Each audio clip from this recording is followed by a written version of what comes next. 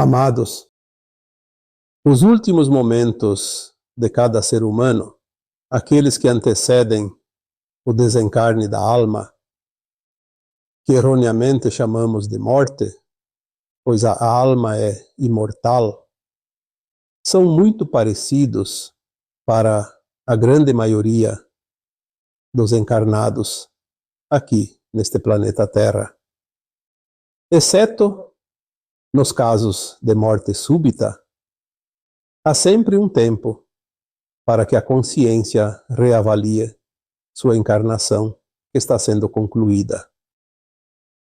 Momentos antes do desligamento, o moribundo vê em sua tela mental toda a sua vida, desde a infância até o presente momento, como se assistisse ao filme de sua vida.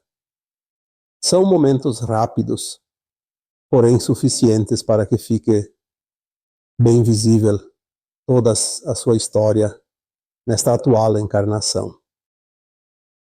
É nesse momento que ele sente uma paz consoladora ou um horror indescritível. Se fez por merecer a paz neste estado mais elevado de sua consciência, já começa a vislumbrar cenas de um mundo angelical, o que provoca nele uma confiança que antes nunca sentiu. Porém, se o filme for de horror, as imagens que se seguem em sua mente são de monstros e cenas dantescas, as quais provocam um medo jamais sentido em vida corpórea.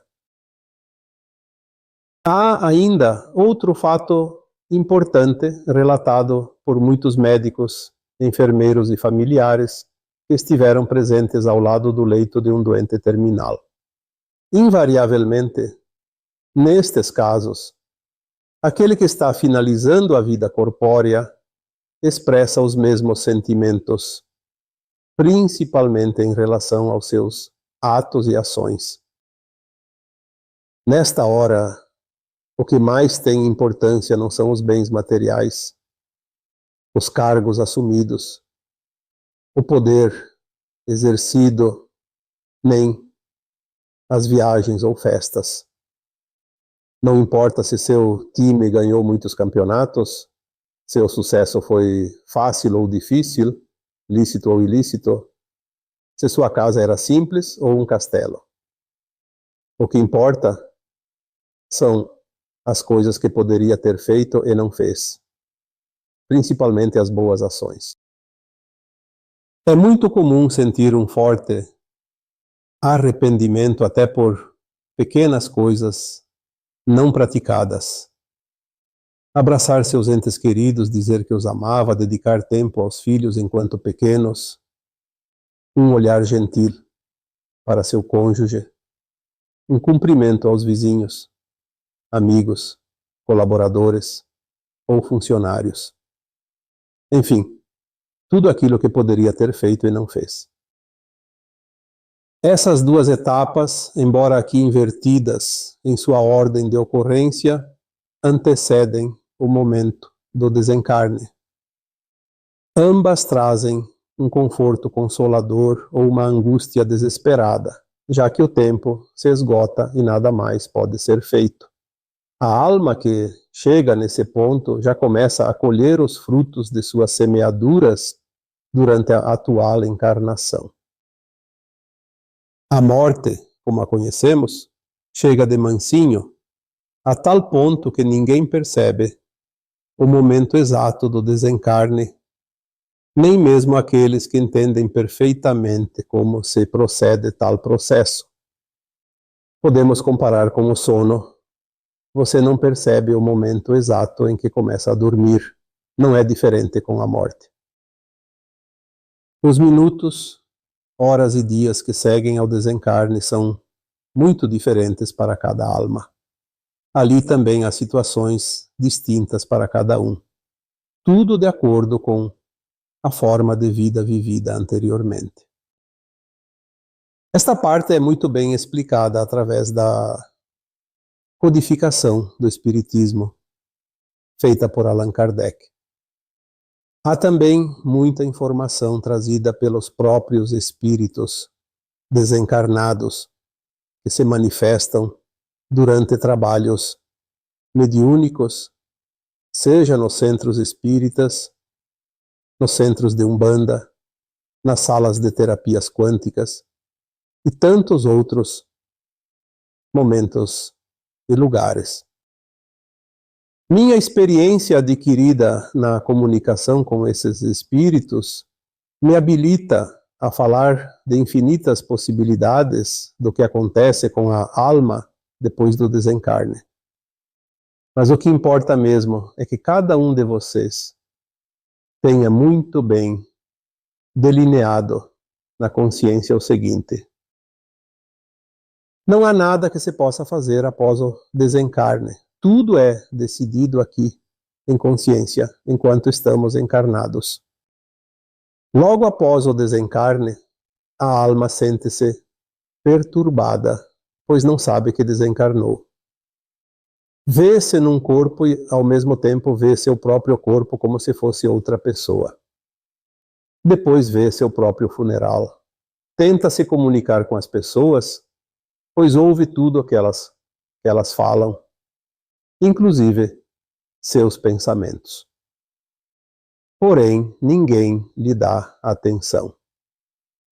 Essa confusão pode durar horas, dias ou anos, dependendo de como cada um entendia a vida antes de desencarnar. Como disse, tudo é sequência e também consequência.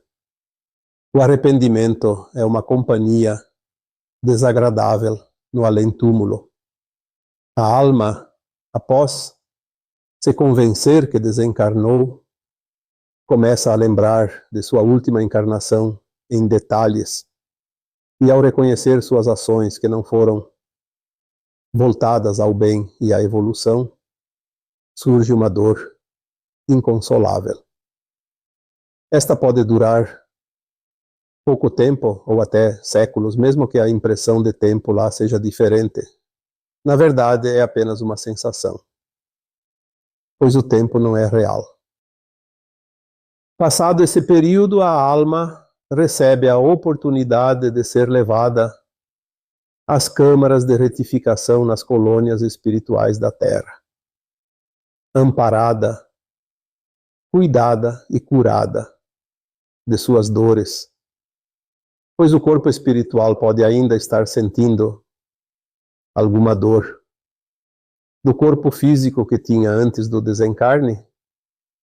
Ela começa nos pequenos trabalhos da casa e no auxílio dos que continuam a chegar naquela colônia. As lembranças das vidas passadas permanecem em sua consciência e ela sabe que precisa reencarnar para completar ou ao menos seguir em sua evolução. Começa então o preparo de um novo plano encarnatório, matriz, que direcionará tudo aquilo que precisa viver, experienciar e mudar na próxima encarnação. Tudo que foi colocado no plano virá em determinado tempo na vida corpórea seguinte. Por isso dizemos que ninguém foge de si mesmo e que também ninguém passa por aquilo que não precisa passar. Não vou falar aqui da alma dos encarnados que se comprazem no mal, pois há certos níveis de consciências que não passam por isso no além-túmulo. São almas tão baixas em sua frequência que não seguem esse caminho. Vão diretamente para os umbrais baixos ou são sequestradas por entidades trevosas logo após seu desencarne. Essas ainda estão muito longe de passar pelo processo descrito neste texto. Lembrando que a Terra está fazendo uma transição planetária, deixando de ser um mundo de expiações e provas para se tornar um mundo de regeneração. Estamos na última encarnação antes dessa transição. Portanto, tudo se resolve agora. Ao desencarnar, cada alma terá o destino de acordo com sua frequência. Essa frequência vibracional será o passaporte de cada um e será definitiva, pois o tempo se esgota. A velha terra está ficando para trás. Nada e ninguém pode impedir isso, pois faz parte dos planos divinos. Eu sou Vital Froze e minha missão é o esclarecimento. Namastê.